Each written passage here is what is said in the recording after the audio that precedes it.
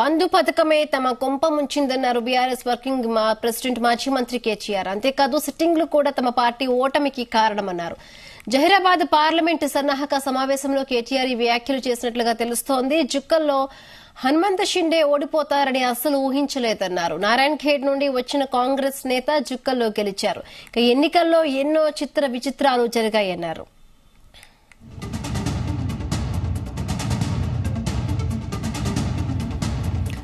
దళిత బంధు నిజాం సాగర్ మండలంలో మొత్తం ఇచ్చినా మిగతా వర్గాలు ఓట్లు వేయలేదన్నారు. బంధు పథకాలు తమపై ప్రభావాన్ని చూపాయని విశ్లేషించారు. కాంగ్రెస్ కు ఓట్లు వేసిన వారు కూడా కేసీఆర్ సీఎం కానందుకు బాధపడుతున్నారని, కేసీఆర్ పట్ల ప్రజల్లో అభిమానం చెక్కు చెదరలేదన్నారు. బీఆర్ఎస్ బలంగా లేకపోతే మళ్లీ తెలంగాణ పదం మాయం చేసేందుకు పార్టీలు సిద్దంగా ఉన్నాయని, తెలంగాణ కోసం కడుపు చించుకొని కొట్లాడేది బీఆర్ఎస్ మాత్రమేనని స్పష్టం చేశారు. నెల రోజుల్లోనే కాంగ్రెస్ ప్రభుత్వం అప్రదిష్ట మూటగట్టుకుందని, కాంగ్రెస్ ఎమ్మెల్యేలకు అప్పుడే ప్రజల నుండి నిరసన సేగలు మొదలయ్యాయని ఎద్దేవా చేశారు. అప్పుల బూచి చూపించి హామీల నుండి తప్పించుకోవాలని కాంగ్రెస్ ప్రభుత్వం ప్రయత్నిస్తోందని విమర్శించారు కేటీఆర్.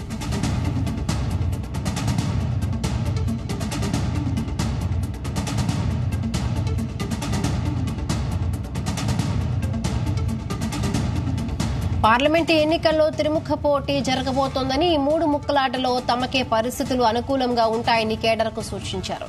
కేసీఆర్ పట్ల సానుభూతి, కాంగ్రెస్ కు దూరమైన వర్గాలు పార్లమెంటు ఎన్నికల్లో తమ విజయానికి బాటలు వేస్తాయన్నారు. అసెంబ్లీ ఎన్నికల్లో సిట్టింగ్లను మార్చి ఉంటే బాగుండేదన్న అభిప్రాయం బలంగా ఉందన్నారు. పార్లమెంటు ఎన్నికల్లో అలాంటి పొరపాట్లు జరగనివ్వమని స్పష్టం చేశారు.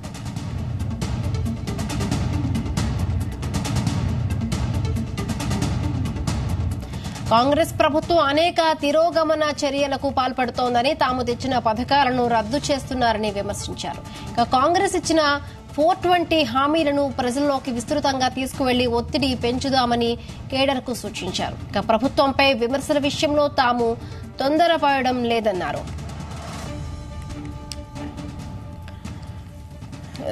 జహీరాబాద్ పార్లమెంటు సన్నాహక సమావేశంలో మాజీ మంత్రి కేటీఆర్ కొన్ని కీలకమైన వ్యాఖ్యలు చేశారు. ఈ వ్యాఖ్యలకు సంబంధించి మరిన్ని పూర్తి అప్డేట్స్ మా బ్యూరో చీఫ్ నరేందర్ అందిస్తారు. నరేందర్. రైట్ బిందు, బీఆర్ఎస్ వర్కింగ్ ప్రెసిడెంట్ కేటీఆర్ వాళ్ళు ఆసక్తికరమైనటువంటి వ్యాఖ్యలు చేశారు. మనం చూస్తున్నాం, గడిచిన 4 రోజులుగా కూడా లోక్సభ ఎన్నికలకు సంబంధించినటువంటి కసరత్తు జరుగుతోంది. ప్రధానంగా దీనికి సంబంధించినటువంటి సన్నాహక సమావేశాలు కూడా జరుగుతున్నటువంటి వేళ ఈరోజు జహీరాబాద్ పార్లమెంటు సంబంధించినటువంటి అంశం మీద ఈరోజు హాజరయ్యారు కేటీఆర్. దీంట్లో నియోజకవర్గానికి సంబంధించినటువంటి అసెంబ్లీ సెగ్మెంట్ల వారిగా కూడా ముఖ్య నేతలందరూ కూడా హాజరయ్యారు. దీంట్లో పలు ఆసక్తికరమైనటువంటి వ్యాఖ్యలు కేటీఆర్ చేశారు. అంటే వాస్తవానికి కేవలం కొద్ది మెజార్టీతో గెలిచినటువంటి కాంగ్రెస్ పార్టీ దాన్ని జీర్ణించుకోలేని పరిస్థితిలో ఉంది. ప్రజెంట్ ఇట్లాంటి రానున్న రోజుల్లో పార్టీ ఇచ్చినటువంటి హామీలు నెరవేర్చకపోతే ఖచ్చితంగా కూడా జనాల్లో ఎండగడతామన్నటువంటి విషయం కూడా చెప్తున్నారు. ఎందుకంటే మొన్ననే వాళ్ళు 64 సీట్లు గెలిచినంత మాత్రాన వాళ్ళు పార్లమెంట్ ఎన్నికల్లో పెద్దగా గెలుస్తారని కూడా అంత నమ్మడానికి వీల్లేదని, ఖచ్చితంగా కూడా మనకే ప్రజల వైపు నుంచి మద్దతు ఉందని కూడా ఆయన చెప్పే ప్రయత్నం చేశారు. ఈ 110 సీట్లు 39 సీట్లు అనేవి చాలా తక్కువ సీట్లు ఏం కాదు. 3/1 సీటు గెలిచినందున ఖచ్చితంగా మనకు అదే స్థాయిలోనే మనకు అనుకున్న గతంలో వచ్చినటువంటి లోక్సభ స్థానాలు ఏదైతే 9 స్థానాల్లో అంతకంటే మరిన్ని మంచి ఫలితాలు వస్తాయని కూడా ఆయన చెప్పినటువంటి సందర్భం ఉంది. ప్రధానంగా ఎన్నికల్లో ఓటమి గల కారణాలు చాలా రకాలైనటువంటి కారణాలు కనిపించాయని, ముఖ్యంగా ఈ దళిత బంధు కావచ్చు, బీసీ బంధు పథకాల ప్రభావం కూడా కొంత ఇంపాక్ట్ చూపించిందని కూడా ఆయన చెప్పే ప్రయత్నం చేశారు. ముఖ్యంగా కాంగ్రెస్ కు ఓట్లు వేసిన వారు కూడా ఇప్పుడు కాంగ్రెస్ కు ఎందుకేశామన్నటువంటి బాధపడుతున్నారంటూ కూడా ఆయన కేటీఆర్ చెప్పినటువంటి సందర్భం. కేసీఆర్ పట్ల ఇంకా అభిమానం ఏమాత్రం చెక్కు చెదరలేదు కాబట్టి ఖచ్చితంగా రానున్న రోజుల్లో మళ్ళీ హక్కున చేర్చుకుంటారని కూడా ఆయన చెప్పే ప్రయత్నం చేశారు. ప్రధానంగా కొద్ది మెజార్టీతోనే ఓడిపోయినటువంటి సీట్లు చాలా ఉన్నాయని, 1000 నుంచి 2000, 3000 ఓట్లతో ఉన్నాయని, ఇవన్నీ కూడా తాత్కాలికమేనని మళ్ళీ పూర్వవైభవం సాధిస్తామని కూడా ఆయన చెప్పినటువంటి సందర్భం ఉంది. అసెంబ్లీ ఎన్నికల్లో సిట్టింగ్లను మార్చి ఉంటే కొంత ఖచ్చితంగా కూడా మంచి ఫలితాలు వచ్చాయని కూడా ఫీడ్బ్యాక్ అందుతుందని, అది కొంత చేసుంటే బాగుండేదని కూడా ఆయన చెప్పే ప్రయత్నం చేశారు. బట్ గతంలో సిట్టింగ్లను మార్చకుండా ఉండి చేసినందుకు అది అప్పుడు సక్సెస్ అయ్యాము. ఈసారి కొంత ఇబ్బందికరమైనటువంటి వాతావరణాలు వచ్చాయని కూడా చెప్పారు. బట్ మనం తెచ్చిన పథకాలు ఇప్పుడు మళ్ళీ కొన్ని రద్దు చేద్దామనే ఆలోచన కాంగ్రెస్ పార్టీ చేస్తోంది. ఇది సరి అయింది కాదు, జనాలు ఊరుకోబోరని కూడా ఆయన చెప్పే ప్రయత్నం చేస్తున్నారు. ఉదాహరణకు ఆయన తెలుగుదేశం పార్టీ హయాంలో ఒకసారి ఓడిపోయిన తర్వాత లోక్సభ స్థానాల్లో ఇమీడియట్లీ వచ్చినటువంటి లోక్సభ స్థానాల్లో ఖచ్చితంగా కూడా మంచి ఫలితాలే సాధించిందని, మళ్ళీ మనకు కూడా అట్లాంటిదే ఫలితాలు రిపీట్ అవుతాయని కూడా ఆయన చెప్పారు. 2009 టైంలో కేవలం 10 అసెంబ్లీ స్థానాలు గెలిచినటువంటి పార్టీ ఈ రోజు మనం మొన్నటిదాకా 100 అసెంబ్లీ స్థానాలు ఉన్న విషయాన్ని గుర్తు చేశారు. అదే సమయంలో ప్రస్తుతం 39 సీట్లు తక్కువేం కాదని, రానున్న రోజుల్లో మరింత తీసుకెళ్తామని కూడా ఆయన చెప్పే ప్రయత్నం చేశారు. ఇక రేవంత్ రెడ్డి చెప్తున్నట్టుగా కొత్త జిల్లాలు ఏదైతే ఉన్నాయో అవి వాటిని మళ్ళీ పునర్సమీక్షిస్తామని, పాత జిల్లాలే కంటిన్యూ చేసే విధంగా కొత్త జిల్లాలు రద్దు చేసే ఆలోచన అట్లాంటి కనుక తీసుకుంటే మాత్రం పెద్ద ఎత్తున నిరసనలు వ్యక్తం అవుతాయని ఆయన చెప్పే ప్రయత్నం చేశారు. ఏదైనప్పుడు కూడా ఇట్లాంటి వ్యాఖ్యలు ప్రస్తుతం అయితే కేటీఆర్ చేసినటువంటి సందర్భంతో కార్యకర్తల్లో మాత్రం కొంత వాళ్ళు కొంచెం జోష్ గా కనిపించారు. ఎందుకంటే ఇది ఖచ్చితంగా కూడా రానున్న రోజుల్లో ఇది మనకు ఉపయోగపడే విధంగా ఉంటాయి. కాంగ్రెస్ కు కేవలం తాత్కాలికమైనటువంటి నీటి బుడగ లాగానే ఇది విషయంగా తప్ప రానున్న రోజుల్లో ఖచ్చితంగా తెలంగాణ ప్రజలు మన వైపే ఉంటారని కూడా ఆయన చెప్పే ప్రయత్నం చేశారు. ఎనీహో ఏదైనప్పుడు కూడా ఈ నారాయణ ఖేడ్ కావచ్చు, మిగతా జుక్కల్ ఏరియాలో కూడా ఖచ్చితంగా ఎవరైతే కొద్ది మెజార్టీతో గెలిచారో అది చాలా తక్కువ మెజార్టీ అని, రానున్న రోజుల్లో చాలా నియోజకవర్గాలు మళ్ళీ తిరిగి సాధిస్తామని కూడా చెప్పే ప్రయత్నం చేశారు. అలాగే దళిత బంధు అనేది ప్రధానంగా దెబ్బకొట్టిందని, ముఖ్యంగా నిజాం సాగర్ మండలంలో కేవలం మొత్తం మండలానికి దళిత బంధు ఇచ్చినా కూడా అక్కడ ఓట్లు పడకపోవడం లాంటి చాలా ఆందోళనకరంగా ఇబ్బందికరంగా మారిందని కూడా ఆయన తన ఆవేదనను గుర్తు చేసే ప్రయత్నం చేశారు. ఏదైనప్పుడు కూడా ఖచ్చితంగా కేసీఆర్ త్వరలోనే బయటకు వచ్చి ఆయన హెల్త్ పూర్తి స్థాయిలో కోలుకున్న తర్వాత జనాల్లోకి వస్తారు, అందరినీ కలిసే ప్రయత్నం చేస్తారని కూడా ఆయన చెప్పారు. ఖచ్చితంగా పూర్వవైభవం బీఆర్ఎస్ పార్టీకి ఉంటుంది.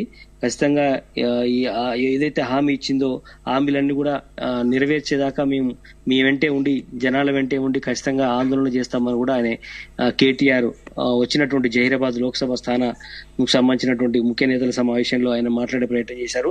అప్పులలో ఉంది అని చెప్పేసి తప్పించుకుంటే మాత్రం ఎట్టి పరిస్థితిలో ఊరుకునేది రేవంత్ రెడ్డి కావచ్చు, ఆ పార్టీకి సంబంధించినటువంటి ముఖ్యులు కూడా పదే అప్పులలో ఉన్నాయి, ఇప్పుడు ఇవ్వలేమన్నట్టుగా ఇండైరెక్ట్ గా చెప్పే ప్రయత్నం చేస్తున్నా అది ఎట్టి పరిస్థితిలో కూడా ఊరుకునేది లేదని కూడా ఆయన మాట్లాడే ప్రయత్నం చేశారు.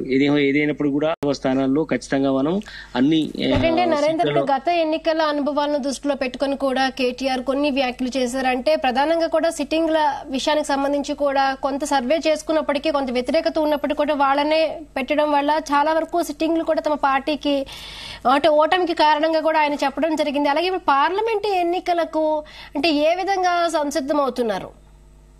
ఖచ్చితంగా పార్లమెంటు సంబంధించినటువంటి 17 లోక్సభ స్థానాల్లో ప్రస్తుతం అయితే 9 లోక్సభ స్థానాలు సిట్టింగ్ స్థానాలు ఉన్నాయి. బీజేపీకి 4 లోక్సభ స్థానాలు ఉన్నాయి, కాంగ్రెస్ కు 3 ఉన్నాయి, ఎంఐఎంకి 1 ఉన్నాయి. బట్ కానీ కనీసం పాత వాటిని మనం నిలదొక్కుకోవాలి కనీసం అన్నటువంటి యాంగిల్లో బీఆర్ఎస్ పార్టీ అయితే చాలా సీరియస్ గా కసరత్తు చేస్తోంది. అందుకు అనుగుణంగా బలమైనటువంటి అభ్యర్థుల అన్వేషణ అయితే స్టార్ట్ చేసినటువంటి పరిస్థితి కనిపిస్తుంది. కనుక చూడాలి, అటు గ్రేటర్ హైదరాబాద్ లో మినహాయించి మిగతా దగ్గర చాలా ఘోరమైనటువంటి పరాభవం అయితే చూసినాం. ఖమ్మంలో 1 సీటు వచ్చింది, నల్గొండలో ఉమ్మడి నల్గొండ జిల్లాలో 1 సీట్ వచ్చింది. ఇట్లా ఆదిలాబాద్ లో కూడా బాగా దెబ్బతీసినటువంటి పరిస్థితి, కరీంనగర్ లో కూడా ఇంపాక్ట్ చూపించింది, మహబూబ్ నగర్ లో కూడా పెద్దగా గెలవని పరిస్థితి మనం చూసాం. కేవలం గ్రేటర్ హైదరాబాద్ లో నుండి మేడ్చల్ కావచ్చు, అలాగే రంగారెడ్డి జిల్లా, హైదరాబాద్ జిల్లాలో కొంత ప్రభావం చూపించే కాబట్టి ఇక్కడ ఉన్నటువంటి లోక్సభ స్థానాల్లో ఎలాగైనా గెలవాలి, మిగతా జిల్లాల మీద కూడా పట్టు నిలుపుకోవాలి అన్నటువంటి ఆలోచనతో పార్టీ అయితే సమాయత్తం అవుతుంది. ఖచ్చితంగా బలమైనటువంటి అభ్యర్థులు పోయినసారి ఉన్నటువంటి సిట్టింగ్ స్థానాలతో పాటు అదనంగా కొన్ని మార్పులు చేర్పులు చేయాలన్నటువంటి ఆలోచన అయితే చేస్తోంది. ఇప్పుడు వరుసగా లోక్సభ స్థానాల సమీక్ష సమావేశంలో వాళ్ళ అభిప్రాయం తెలుసుకొని ఓడిపోయినటువంటి ఎమ్మెల్యేలు లేదంటే గెలిచిన ఎవరైతే ఎమ్మెల్యేలు గెలిచారో ఉమ్మడి జిల్లాల వారిగా వాళ్ళ అభిప్రాయాలు తీసుకొని ఎవరికి ఇస్తే బాగుంటుంది లోక్సభ టికెట్ అన్న విషయం మీద పూర్తి స్థాయిలో సమీక్ష జరుపుతున్నారు. వాళ్ళ అభిప్రాయాలు తీసుకొని కొంత ఫీడ్బ్యాక్ అనుగుణంగా సీట్లు కేటాయించే అవకాశం కనిపిస్తుంది. ఖచ్చితంగా సంక్రాంతి వరకు కూడా ఈ సమావేశాలు జరుగుతాయి ఉమ్మడి జిల్లాల వారిగా. దాని తర్వాత ఫైనల్ అవుతుంది. ఎప్పుడు ఏందనేది మనకు వచ్చే నెల ఫస్ట్ వీక్ వరకు పూర్తి స్థాయిలో అభ్యర్థుల ఎంపిక అనేది పూర్తి అవకాశం కనిపిస్తుంది. Bindu right, thank you Narender, thanks for the updates.